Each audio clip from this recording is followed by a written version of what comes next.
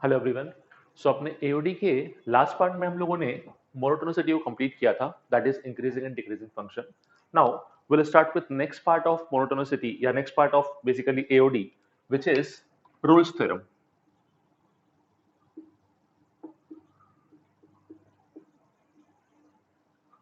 Roles theorem, देखो, अब जो अपन पार्ट पढ़ने वाले हैं इसमें we have two theorems. First is Rolle's theorem and second is LMVT, Lagrange's mean value theorem.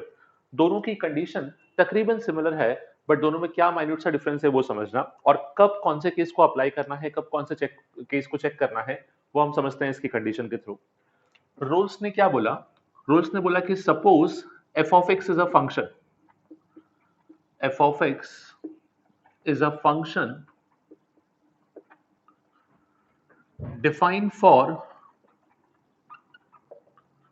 defined for all x belongs to a to b।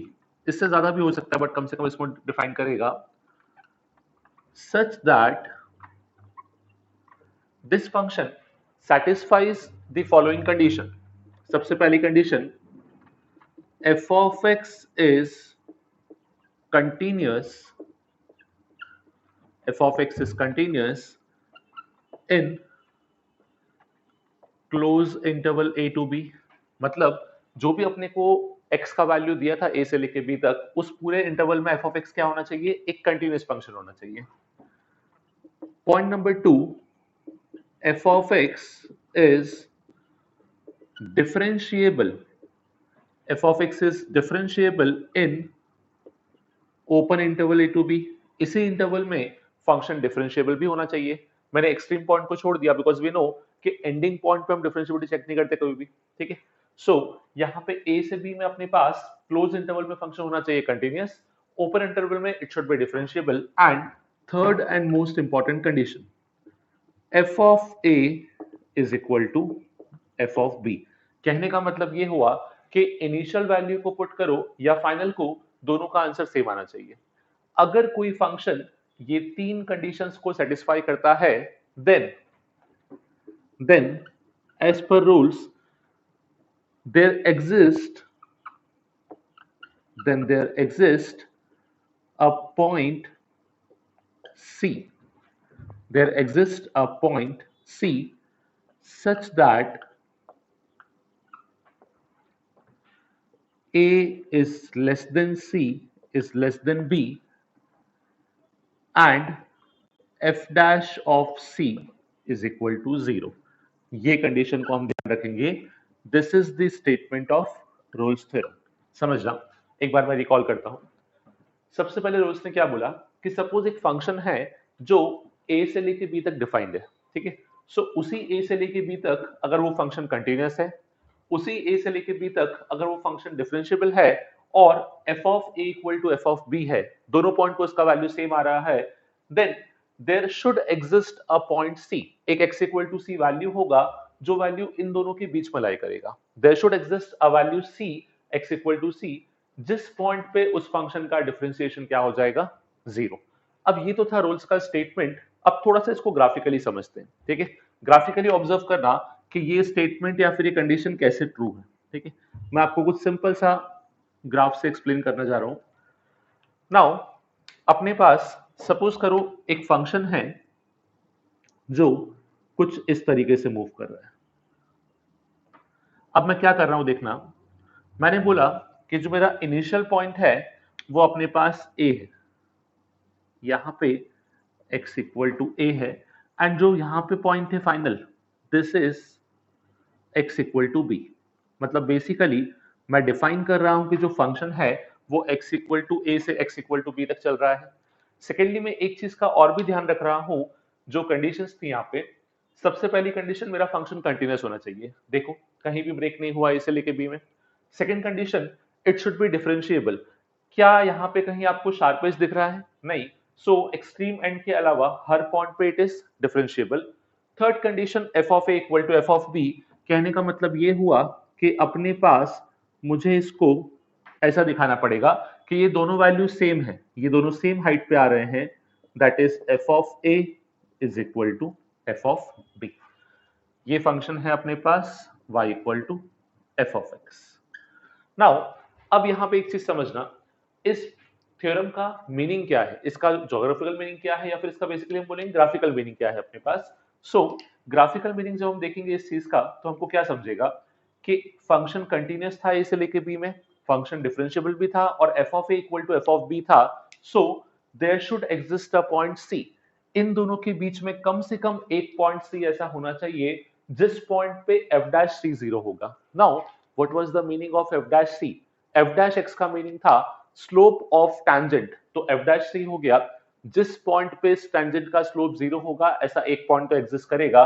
In fact जो example हमने प्लॉट किया है उसमें तो हमको दो दिख रहे हैं, देखो जरा यहाँ पे आई कैन से आपके पास एक पॉइंट ये हो गया जिस पॉइंट पे आप टैंजेंट बनाओगे तो it would be parallel to X axis, इसका स्लोप जीरो आ जाएगा।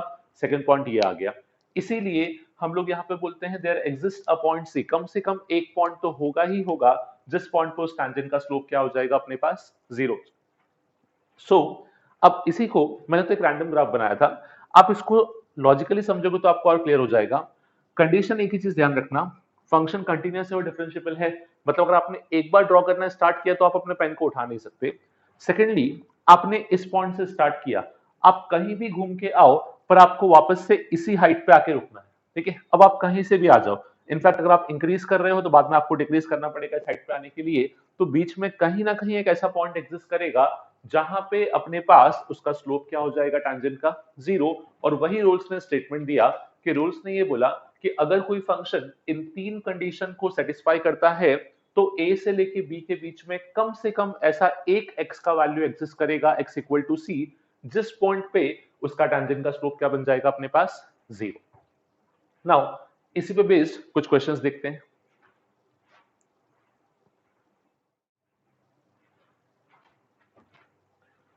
ओके, नाउ इसी पार्ट पे बेस्ड कुछ क्वेश्चंस कुछ एग्जांपल्स देखते हैं। हमको बोला था verify Rolle's theorem for these three functions, starting with the first one.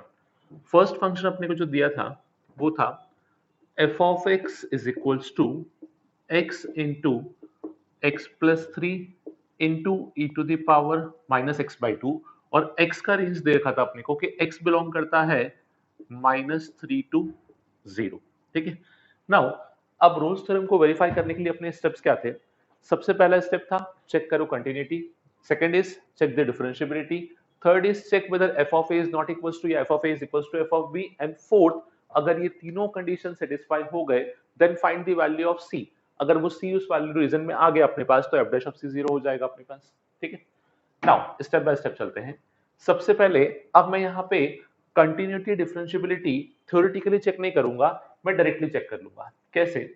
हम लोगों ने एक कंडीशन पढ़ रखी है अपने पास कि अपने अगर एक फंक्शन तीन फंक्शन का प्रोडक्ट है, first is X, second is X plus three, third is E to the power X minus two या minus of X by two. So basically ऐसे केसेस में तीनों फंक्शन अगर इंडिविजुअली कंटिन्यूअस हुए तो फाइनल बनने वाला फंक्शन भी क्या हो जाएगा अपने पास कंटिन्यूअस। चेक करता हूं मैं। सबसे पहले x, x तो अलजेब्रिक है, algebraic functions are always continuous and differentiable. Second, x plus 3, again algebraic function, always continuous and always differentiable. Third is e to the power minus x by 2, e to the power x by 2 और e to the power minus x by 2 is exponential function, ये भी हमेशा continuous and differentiable होता है। तो as all the three functions are continuous as well as differentiable, तो अपना जो स्टेप वन और स्टेप टू था वो डायरेक्टली सॉल्व हो गया। That means I can directly say कि जो एफ ऑफ एक्स है is continuous as well as differentiable, continuous as well as differentiable for all x belongs to -3 to 0। इस पूरे इंटरवल में अपने पास एफ ऑफ एक्स जो है वो कंटिन्यूअस भी है और डिफरेंशिएबल भी है। मैंने कंटिन्यूटी डिफरेंशिएबिलिटी का चेक नहीं अप्लाई किया, मैंने उसको डायरेक्टली चेक कर लिया, ठीक है। नाउ ये तो हो गया step one step two, continuity and differentiability. Next step क्या था अपने पास कि चेक करो कि F of A equal to F of B है कि नहीं। तो ए का मतलब क्या था, जहां से अपना फंक्शन स्टार्ट होगा दैट इज -3, एंड बी का मतलब था अपने पास 0। Now F of -3, F of -3 का वैल्यू क्या हो जाएगा अपने पास, जब हम एफ ऑफ -3 को सॉल्व करेंगे तो इसकी वजह से ये आंसर 0 आ जाएगा। Next is F of B मतलब एफ ऑफ जीरो, जब एक्स को जीरो पुट किया तो भी आंसर जीरो आ गया. So basically I can directly say कि F of -3 is equal to f of 0. Hence, Rolle's theorem, hence Rolle's theorem is applicable. सभी कंडीशन ट्रू हो चुकी हैं तो रोल्स थ्योरम एप्लीकेबल है अपने पास. अब एप्लीकेबल तो है, पर मुझे आगे भी सॉल्व करना है कि सी का वैल्यू क्या होगा या फिर अपना कंडीशन क्या आएगा. तो उसके लिए हम लोग क्या करते थे, हम लोग इस फंक्शन को डिफरेंशिएट करेंगे. अपने पास एफ ऑफ एक्स है, हम लोग यहाँ पे निकालेंगे एफ डैश एक्स. ठीक है. अब थोड़ा सा रिकॉल करना, डिफरेंशिएशन में हमने ये चीज पढ़ रखी है कि अगर आपको एक फंक्शन दिया है जो तीन फंक्शन के मल्टीप्लिकेशन से बना है, सो इसको अगर आपको डिफरेंशिएट करना है तो तीन फंक्शन के केस में मल्टीप्लिकेशन रूल कैसे वर्क करता था, किसी भी एक फंक्शन को डिफरेंशिएट करो, बाकी दोनों को एज इट इज, ये आपको तीन बार रिपीट करना है प्रोसेस. तो मैं वही प्रोसेस को रिपीट कर रहा हूं. सबसे पहले x को डिफरेंशिएट किया, आंसर आ गया 1. ये दोनों फंक्शन एज इट इज. तो फर्स्ट टर्म रहेगा मेरा x plus 3 into E to the power minus X by two. Second term क्या हो जाएगा, differentiation of x plus 3, these two terms will remain as it is. तो x plus 3 का differentiation तो हो गया अपने पास 1. So x into E to the power minus X by two. Next is ये दोनों term as it is, differentiation of E to the power minus X by two. अब इसको केयरफुली करना है, x और x प्लस 3 ये तो as it is है. जब हम लोग e to the power minus X by two को डिफरेंशिएट करेंगे तो ये आएगा अपने पास अपॉन में 2 with a negative sign. Basically क्या हुआ, e to the power minus X by two का डिफरेंशिएशन तो पहले e का होगा, that would be same e to the power minus X by two, and minus X by two का differentiation will be minus half. तो हमने इस तरीके से इस क्वेश्चन को कर दिया. नाउ अब मुझे क्या करना था, मुझे वो पॉइंट निकालना था जहां पे ये फंक्शन का एफ डैश एक्स क्या है अपने पास, जीरो. सो डायरेक्टली मैं क्या करूंगा, एफ डैश एक्स को जीरो पुट कर दूंगा. जब हम एफ डैश एक्स को जीरो पुट करेंगे, सो लेट्स सी इसको सिंप्लीफाई कैसे कर सकते हैं. क्या इन तीनों में से e to the power minus X by two common आ जाएगा. So I can take e to the power minus X by two common. यहां बचेगा x plus 3 plus X minus of x into x plus 3 the whole divided by 2 is equal to 0. अब I know कि आप x का value कुछ भी put करो, e to the power minus x by 2 कभी जीरो नहीं होगा, specially in the case when x belongs to minus 3 to 0. इस पार्ट में तो ये कभी जीरो नहीं हो सकता. दैट मीन्स इस कंडीशन को ही जीरो होना पड़ेगा. तो इसको सिंप्लीफाई कर लेते हैं. x प्लस एक्स बनेगा 2x और 2 का LCM. So this becomes 4x. 3 into two plus हो जाएगा 6 minus of X square minus of 3x equals to 0. थोड़ा सा और अरेंज करते हैं इसको और नेगेटिव से मल्टीप्लाई करते हैं थ्रू आउट. तो क्या ये ऐसा दिखेगा, एक्स स्क्वायर प्लस एक्स बचेगा, नेगेटिव से मल्टीप्लाई किया है तो minus X minus 6 equal to 0. अगर इसको फैक्टराइज करूं तो इसके फैक्टर्स आएंगे x minus 3 into X plus 2 equal to 0. That means x equal to 3 या फिर x equals to minus 2. Now this simply means कि मेरे पास c के दो वैल्यू आ गए. फर्स्ट वैल्यू ऑफ c आया है मेरे पास 3, सेकेंड वैल्यू ऑफ c आया है मेरे पास minus 2. c equal to 3 and c equals to minus 2. अब हमने कंडीशन क्या बोली थी, हमने कंडीशन ये बोली थी कि जो c है वो किसके बीच में लाई करना चाहिए, a और b के बीच में. a है अपने पास माइनस 3 एंड b है अपने पास 0. So this is the correct value of c जो अपने पास अपने रेंज में लाई कर रहा है. बट ये जो वैल्यू आया है, ये वैल्यू इस कंडीशन के हिसाब से रोल्स थ्योरम को वेरीफाई नहीं करेगा, बिकॉज ये जो c का वैल्यू है ये अपने इंटरवल के बाहर लाई कर गया. स्टेटमेंट बहुत ही सिंपल सा था. सबसे पहले एक चीज ध्यान रखो कि जब भी आपको रोल्स थ्योरम वेरीफाई करने को या सॉल्व करने को बोलेगा तो मोस्ट ऑफ द केस में, in most of the cases function जो है वो कंटिन्यूअस एंड डिफरेंशिएबल होगा. बट स्टिल एक बार ओरली चेक कर लो, बेटर रहेगा. यहां भी सेम कंडीशन थी कि जो फंक्शन दिया था that was continuous as well as differentiable in that given interval. Next आप क्या करोगे, f of a equal to f of b निकालोगे और रोल्स थ्योरम वेरीफाई करना है तो दोनों इक्वल आना ही चाहिए. इस केस में वही हुआ, दोनों इक्वल टू 0 आ गया. एंड देन फंक्शन को डिफरेंशिएट करके इक्वल टू 0 पुट करो, अपने आप आपको c का वैल्यू मिल जाएगा. वो c का वैल्यू जो है आपको सिर्फ इतना ध्यान रखना है कि a से लेके b के बीच में लाई करना चाहिए.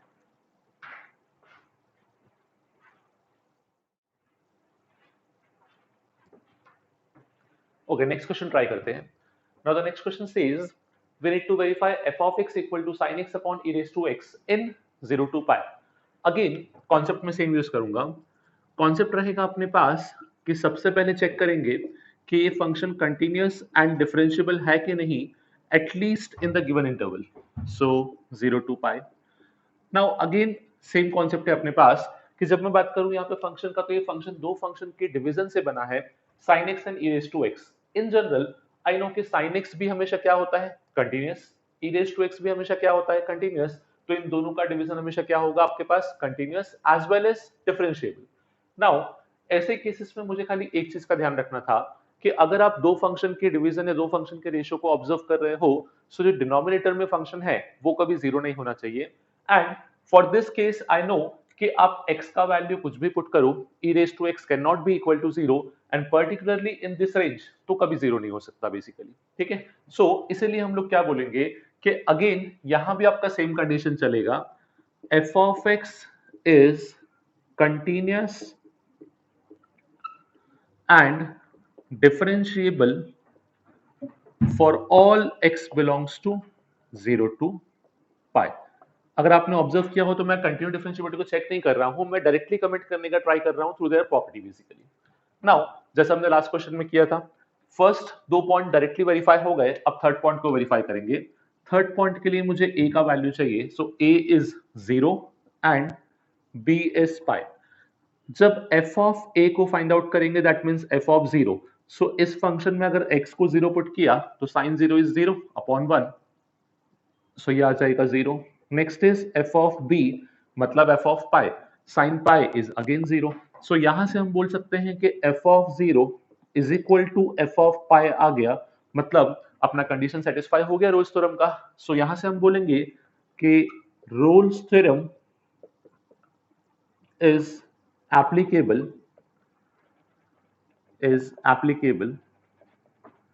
now.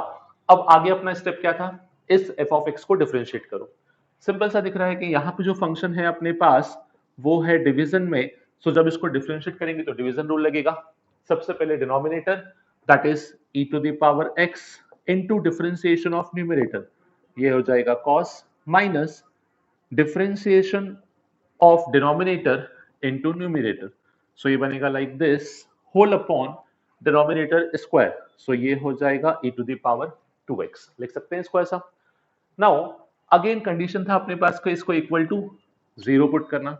अब यहां पे आप e रेज टू x को कॉमन ले सकते हो. सो ये फंक्शन क्या दिखेगा, cos x minus sin x the whole divided by e to the power 2x is equal to 0. e to the power x से e to the power 2x एक part cancel हो जाएगा. सो फाइनली ये कुछ ऐसा बनेगा, cos x minus sin x whole upon e to the power x is equal to 0.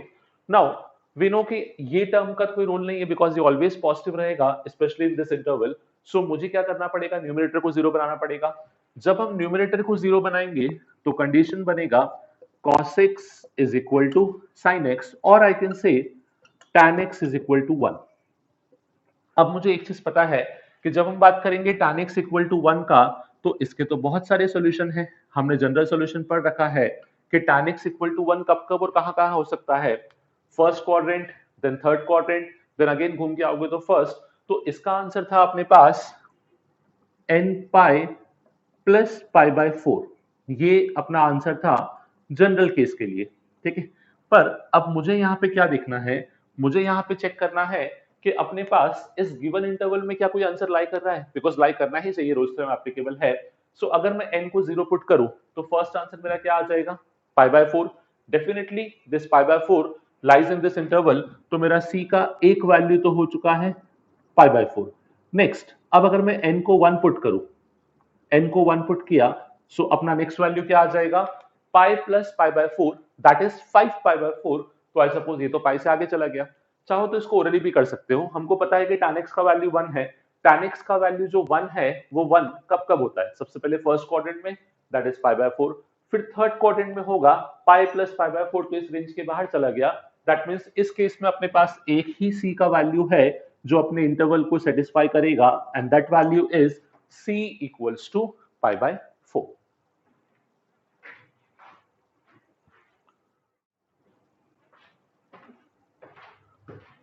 Okay, next question try करते हैं, थर्ड क्वेश्चन। यहाँ पे अपने को फंक्शन दिया था कि जो फंक्शन है that is F of X is equals to 1 minus X to the power 2/3 और हमको x का वैल्यू दे रखा है फ्रॉम -1 to 1। अब देखो थोड़ा सा इस केस में ध्यान रखना, यहाँ पे प्रॉब्लम्स हो भी सकती हैं। द रीजन बीइंग कि ये डायरेक्टली हम बोल नहीं सकते कि अलजेब्रिक फंक्शन है बिकॉज इसका पावर फ्रैक्शन है, ठीक है। सो अपने को या तो यहाँ पे कंटिन्यूटी और डिफरेंशिएबिलिटी चेक करना पड़ेगा या फिर हम लोग कुछ ना कुछ कंडीशन से चेक करेंगे कि ये फंक्शन कंटिन्यूअस और डिफरेंशिएबल है कि नहीं, ठीक है। अब यहाँ पे अगर मैं ऑब्जर्व करूं सो अपने पास सपोज करो ऐसे कुछ केस आएंगे जहां पे आप कंटिन्यूटी और डिफरेंशिएबिलिटी डायरेक्टली चेक नहीं कर पा रहे हो, ठीक है। सपोज करो फॉर एनी रीजन कि आप चेक नहीं कर पा रहे हो, सो आप क्या करोगे पता है, आप क्वेश्चन को as per the process solve करो। अपना स्टेप क्या था, सबसे पहला continuity, differentiability, then F of A equal to F of B and then last step था अपने पास के एफ डैश सी जो है अपने पास वो जीरो होना चाहिए for C belongs to -1 to 1।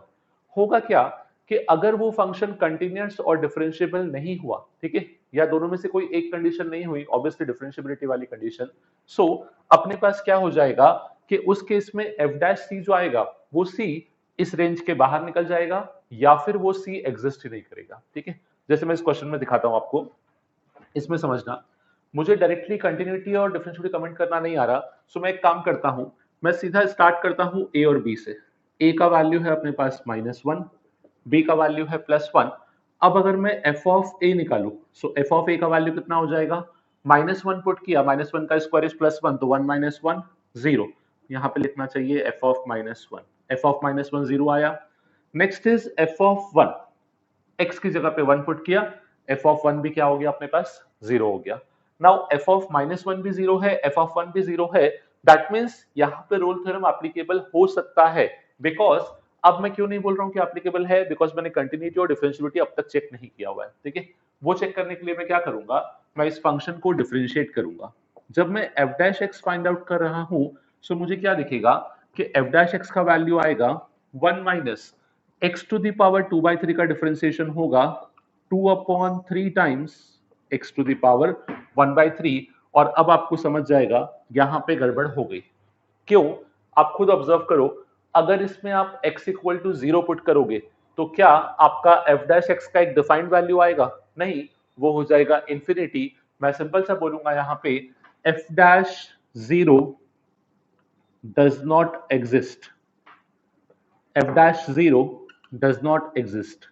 इसका मतलब क्या हो गया, इसका मतलब हुआ कि f ऑफ x जो है वो अपने पास 0 पे डिफरेंशिएबल नहीं है, और 0 कहां पे लाई करता था, -1 से लेके 1 तक, मतलब अपना रोल्स थ्योरम का कंडीशन वेरीफाई नहीं हुआ।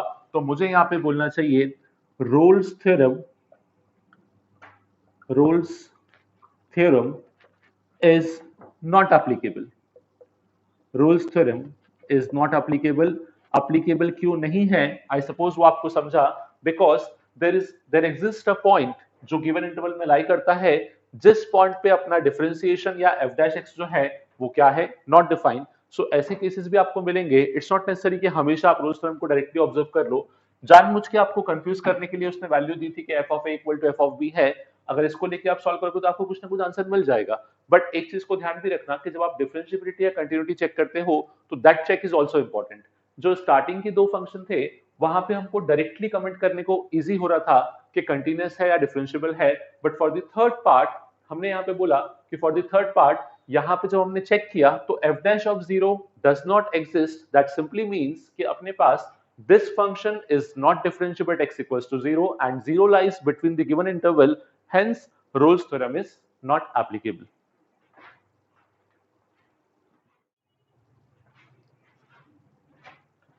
Okay, so this was all about Rolle's theorem. Now इसी का एक पार्ट और है, that is one more theorem जिसको हम बोलते हैं LMVT. LMVT, it is nothing but Lagrange's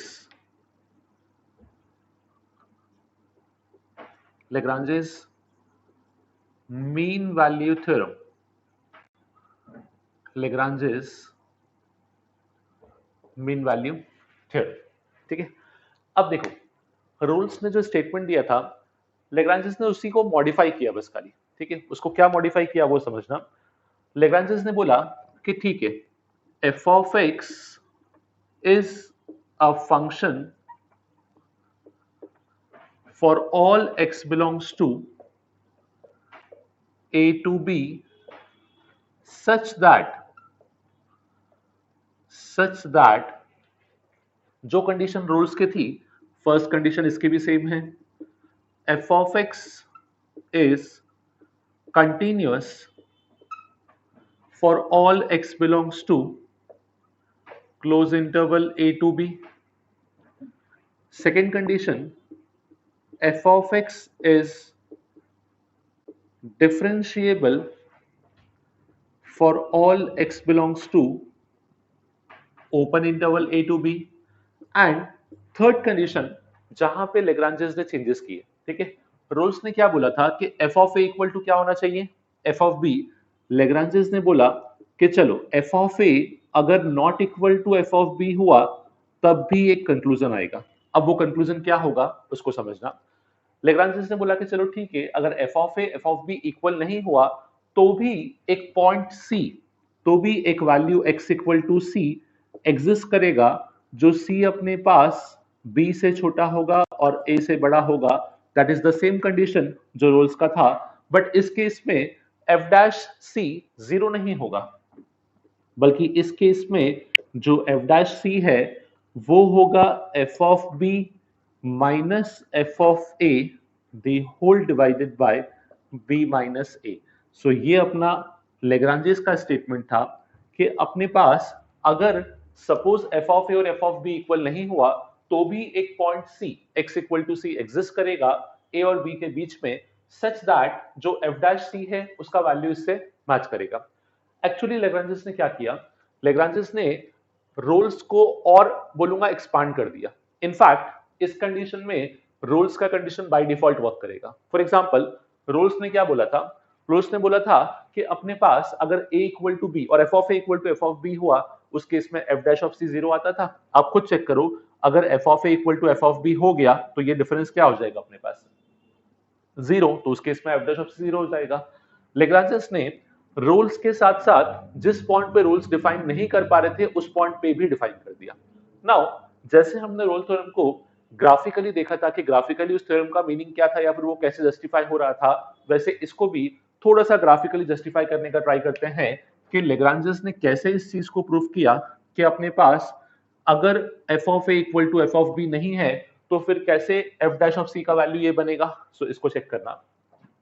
now last time की कंडीशन अपने पास फिक्स थी कि फंक्शन ने जहां से स्टार्ट किया उसको एंड वहीं पे करना था. यहाँ तो ऐसा कुछ नहीं है, यहाँ पे जो अपना फंक्शन है वो कहीं से भी स्टार्ट कर सकता है और कहीं पे भी एंड कर सकता है. ठीक है, सो सपोज करो मेरा फंक्शन का स्टार्ट जो है वो फर्स्ट पॉइंट यहाँ पे है, that is at x is equal to a, and function का जो सेकेंड पॉइंट है, एंडिंग पॉइंट जो हम बोलेंगे, that is at x equal to b.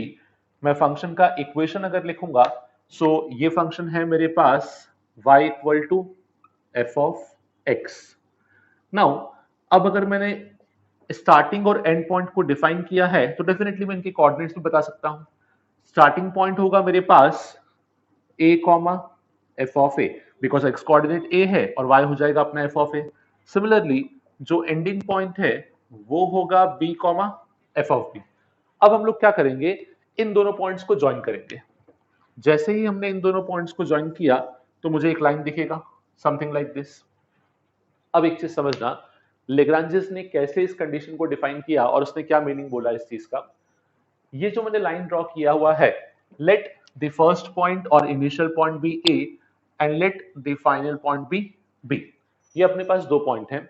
अब अगर मैं स्लोप ऑफ ए बी को ऑब्जर्व करूं, ठीक है, स्लोप ऑफ ए बी, तो अपने पास कंडीशन है कि किसी भी लाइन का स्लोप कैसे निकालते हैं, y2 minus y1 upon x2 minus x1. So y2 that is f of b minus y1 that is f of a whole upon b minus a. अब आई थिंक आपको समझ गया होगा कि लेग्रांजेस ने कैसे स्टेटमेंट दिया. रोल्स ने क्या किया था कि जिस पॉइंट से स्टार्ट हुआ उसी पॉइंट पे एंड हुआ, तो एक लाइन जो है या एक टैंजेंट जो है वो एक्स एक्सिस के पैरेलल होना चाहिए थी. इसने बोला कि चलो ठीक है, जिस पॉइंट से स्टार्ट हुआ अगर उसी हाइट पे एंड नहीं भी हुआ तो भी एक लाइन एग्जिस्ट करेगा, पर अब वो लाइन एक्स एक्सिस के पैरेलल नहीं होगा, वो टैंजेंट जो है वो इस लाइन के पैरेलल होगा। आपको खुद दिख रहा होगा कि एक नहीं, इनफैक्ट यहाँ पे तो I am getting 3 tangents. First is this, second यहाँ पे कहीं बनेगा एंड थर्ड यहाँ पे कहीं। These 3 lines are parallel to line joining A and B, and Lagrange's ने उसी की बात की कि कम से कम एक वैल्यू तो एग्जिस्ट करेगा जिसके लिए ये टैंजेंट का स्लोप इज इक्वल टू क्या हो जाएगा, ए बी का स्लोप। बिकॉज एफ डैश सी मतलब क्या हुआ, एफ डैश सी का मतलब वही तो हुआ, slope of tangent at point C. इसको हम लोग वही बोलते थे, it is nothing but slope of tangent to f of x, slope of tangent to f of x at x is equal to c। सो वही चीज को लेग्रांजेस ने जस्टिफाई किया कि अपने पास अगर ये ए बी को आप लाइन बनाओगे तो इसके parallel you can have multiple tangents, at least एक टैंजेंट तो एग्जिस्ट करेगा। एटलीस्ट की कंडीशन भी क्यों आई वो भी समझ लो। आपको पता है फाइनली कि यहां से स्टार्ट करना है और यहां पे जाना है। अब आप रूट कुछ भी चूज करो, कहीं ना कहीं पे ऐसा एक लोब आएगा जो लोब हमेशा इस लाइन के क्या हो जाएगा, बेसिकली पैरेलल। तो लेग्रांजेस ने, मैं बोलूंगा रोल्स थ्योरम की कंडीशन को भी जस्टिफाई किया, साथ में उसने वो सारे केसेस को एक्सप्लेन कर दिया जहां पे रोल्स थ्योरम प्रॉब्लम फेस कर रहा था by the condition f of a equals to f of b।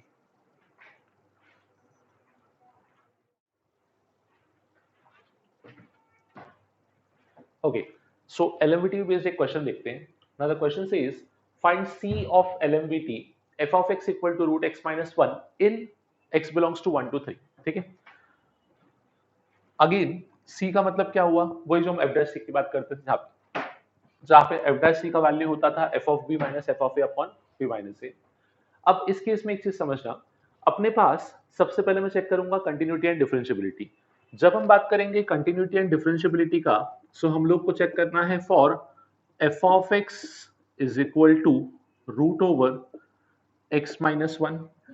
Root में फंक्शन है, पर अगर मैं 1 से लेकर 3 तक ऑब्जर्व करूं तो 1 से लेकर 3 तक ये ऑलवेज पॉजिटिव है एंड प्रॉपर्ली एक डिफाइंड फंक्शन है। ठीक है, इनफैक्ट अगर इसको आप सिंप्लीफाई करोगे तो ये काइंड ऑफ अ पैराबोला बनता है, but it simplifies a semi parabola, half parabola, because root लगा हुआ है अपने पास। ठीक है, सो पैराबोला बात करूं या फिर सेमी पैराबोला बोलूं, दोनों ही हमेशा क्या होते हैं, कंटिन्यूअस होते हैं अपने पास एज वेल एज डिफरेंशिएबल। तो यहां से मुझे एक चीज तो क्लियर हो गई कि f of x is continuous and differentiable, f of x is continuous and differentiable for all x belongs to 1 to 3। अच्छा, कंटिन्यूअस होगा 1 to 3 क्लोज में, बट डिफरेंशिएबल होगा 1 to 3 ओपन में। वो हमने डिस्कस किया था ऑलरेडी, बिकॉज एंड पॉइंट पे हम डिफरेंशिएबिलिटी कभी चेक नहीं करते। ठीक है, नाउ कंटिन्यूटी हो गया, डिफरेंशिएबिलिटी हो गया। अब नेक्स्ट कंडीशन क्या था कि ए और बी को चेक करो। ए का वैल्यू है अपने पास 1 और बी का वैल्यू है अपने पास 3, दैट इज इंटरवल का initial and final point. So F of A that is F of 1, इसका वैल्यू क्या हो जाएगा 0। F of B that is F of 3, इसका वैल्यू अपने पास आ जाएगा √2। सो अब मुझे दिख रहा है कि जो एफ ऑफ 1 है that is not equals to F of 3, मतलब बेसिकली अपने पास f of 1 और f of 3 इक्वल नहीं है। सो ये कंडीशन किसका हो गया, ये कंडीशन हो गया अपने पास LMVT का। नाउ अब LMVT से आगे हम लोग क्या करते थे, आगे हम लोग निकालते थे f dash x। f dash x, तो इस इक्वेशन का या इस एक्सप्रेशन का डिफरेंशिएशन क्या हो जाएगा 1/2 टाइम्स रूट x माइनस 1। अब अपना स्टेटमेंट क्या था उसको समझना। अपना स्टेटमेंट था कि जो f dash c है वो f of b minus f of a upon b minus a इसके इक्वल होना चाहिए।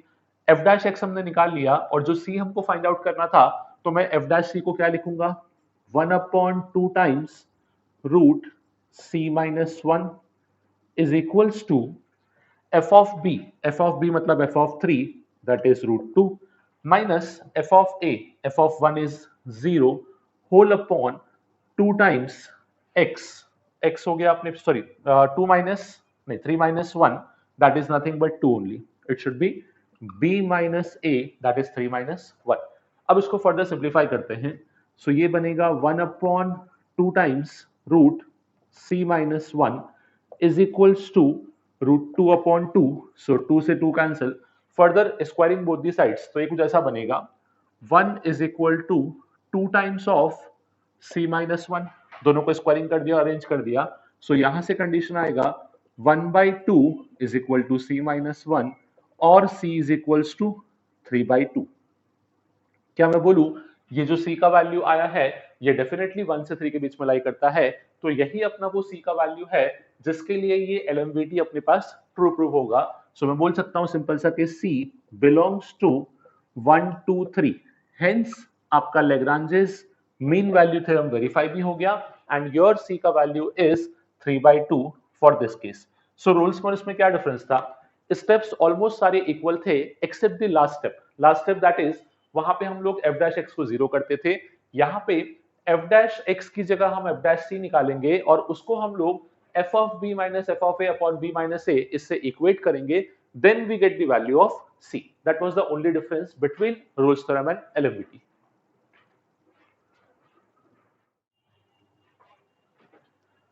ओके, नाउ नेक्स्ट क्वेश्चन देखते हैं। क्वेश्चन में हमको प्रूफ करना था modulus of cos a minus cos b is less than equals to modulus of a minus b।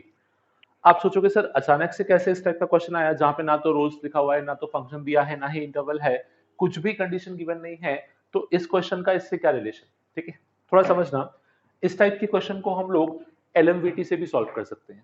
Solve करने के लिए अब आपको पता है कि LMVT के लिए अपने पास पहली बात तो फंक्शन पता होना चाहिए, नेक्स्ट किस इंटरवल में चेक करना है वो इंटरवल पता होना चाहिए, तो इन कंडीशंस के हिसाब से हम लोग LMVT अप्लाई करेंगे। बट यहाँ पे तो सिर्फ एक इक्वेशन दी है जिसमें भी a and b are constant, कुछ ना कुछ कांस्टेंट वैल्यू होंगे, तो ऐसे केसेस को स्टार्ट कैसे करते हैं। ठीक है, सबसे पहले LMVT का रिक्वायरमेंट होता है कि फंक्शन क्या है वो बताओ। सो मुझे पूरे एक्सप्रेशन में सिर्फ एक ही फंक्शन दिख रहा है cos। ठीक है, तो मैं यहाँ पे फंक्शन को अज्यूम करूंगा f of x is equals to cos x। ठीक है, ठीक है, आप बोलोगे चल सर चलो ठीक है, कॉस्ट आपको दिख रहा था, आपने फंक्शन को कॉस्ट ले लिया, what about the interval, interval कहां से कहां तक आएगा, क्योंकि इंटरवल भी नहीं दे रखा है। सो अब मैं यहां बताऊंगा इंटरवल का हिंट क्या होता है। इंटरवल देता हूं मैं यहां पे a से लेके b। अब एक चीज समझना, अगर मैंने फंक्शन कॉस्ट लिया है सो आई नो कि कॉस्ट हर पॉइंट पे कंटीन्यूअस और डिफरेंशिएबल होता है, आप कहीं भी चेक कर सकते हो। क्यों, बिकॉज कॉस्ट का ग्राफ आप कभी भी बनाओ एक बार में आप पूरा ग्राफ ड्रॉ कर लेते हो, स्मूथ कंटीन्यूअस कर्व होता है इसलिए डिफरेंशिएबल भी होता है अपने पास। So x belongs to a to b, again with a hint कि a और b दो अननोन थे, तो मैंने उस या दो अपने पास कांस्टेंट्स थे तो उसके बेसिस पे मैंने इंटरवल भी डिफाइन कर दिया। ओके, नाउ अब नेक्स्ट इंपॉर्टेंट स्टेप जिससे मुझे क्लिक किया था कि यहाँ पे LMVT लगेगा। ठीक है, LMVT का एक बार स्टेटमेंट रिकॉल करना, उसका स्टेटमेंट था कि फंक्शन जो है वो कंटीन्यूअस और डिफरेंशिएबल होना चाहिए, this was the first condition. Second condition था कि f of a not equal to f of b होना चाहिए, एंड जब ये कंडीशन सेटिस्फाई होती थी तो f डैश c का वैल्यू क्या आता था, that was f of b minus f of a upon b minus a। अगर इसको अपॉन में लाओगे तो क्या ऐसा ही कुछ स्टेटमेंट बन रहा है आपके पास, और यही तो वो हिंट था जिससे मुझे क्लिक किया कि ये LMVT बन सकता है, because this is the difference of function f of a minus f of b and upon this is the difference of x जो हमको चाहिए था। तो एक्चुअली क्वेश्चन में डायरेक्टली दिख रहा था बट आपको इसको अरेंज करके ऑब्जर्व करना था बस खाली। अब देखो, अगर मैंने फंक्शन लिया है y equal to f of x या f of x equal to cos x, तो मैं सिंपल सा बोलूं f of x is continuous as well as differentiable, continuous भी है और साथ में डिफरेंशिएबल भी है। Now the next condition says f of a और f ऑफ b। सो यहाँ पे f ऑफ a का जो वैल्यू है वो हो जाएगा अपने पास cos a, f of b का जो वैल्यू है ये हो जाएगा अपने पास cos b। ऑब्वियसली a और b तो इक्वल नहीं है, अगर a और b इक्वल होंगे तो उस कंडीशन में तो दोनों साइड जीरो बनेंगे जो इक्वलिटी को जस्टिफाई करेगा, पर अगर a और b इक्वल नहीं हुए तो मैं लेस देन के साइन को जस्टिफाई नहीं कर पाऊंगा। ठीक है, सो दैट इज व्हाई हम यहाँ पे ऐसा बोलेंगे कि f of a cos a है, f of b cos b है, which itself simplifies कि f of a is not equal to f of b. Now, as per the LMVT का statement, क्या I can say there should exist a point C such that f dash of C should be equal to f of b minus f of a whole upon b minus a। ये तो statement ही होता है अपना। Now और function was f of x equal to cos x, function था f of x equal to cos x, तो f dash x क्या हो जाएगा, f डैश x आएगा अपने पास minus of sin x। Now अब अगर मैं एलएमवीटी के स्टेटमेंट को यूज करने जाऊं तो f डैश c ये बनेगा अपने पास minus of sin c is equal to f of b, f of b is nothing but cos b minus cos a upon b minus a, cos b minus cos a the whole divided by b minus a। now the next important step, यहाँ पे मुझे cos a minus cos b चाहिए था, तो I can take negative common from numerator as well as denominator. So ये क्या कैसा दिखेगा अपने को, minus of sin c is equals to cos a minus cos b the whole divided by a minus b। Now अब आपको दिख रहा है कि हमको तो साथ में मॉड्यूलस भी चाहिए था। अब ये मॉड्यूलस कहां से आएगा, तो कुछ नहीं, अगर आपके पास दो कंडीशन इक्वल हैं तो उनको दोनों साइड जब मॉड लूंगा तब भी वो इक्वल ही होने चाहिए। So taking mod both the sides, ये कुछ ऐसा दिखेगा मुझे, ठीक है। अब क्या मैं इसी को बोल सकता हूं modulus of sin c is equals to modulus of cos a minus cos b whole upon a minus b। मुझे खाली एक चीज बताना, ये जो sin c लिखा हुआ है, आई नो c जो भी होगा वो a और b के बीच का आपके पास वैल्यू होगा, बट ये जो c है ये कोई ना कोई एंगल होगा, एंड वी नो कि साइन का जो भी वैल्यू है वो हमेशा कहां से कहां तक लाई करता है, from -1 to +1। That means I can simply say कि जो भी साइन का आंसर होगा वो हमेशा 1 या 1 से छोटा होगा। अगर ये आंसर हमेशा 1 या 1 से छोटा होगा तो क्या उससे मैं कंक्लूजन दे सकता हूं cos a minus cos b का modulus whole upon modulus of a minus b should be less than equal to 1। अब जो आपका डिनोमिनेटर है उसको शिफ्ट करो, you will get the exact same expression जो अपने को प्रूफ करना था बेसिकली।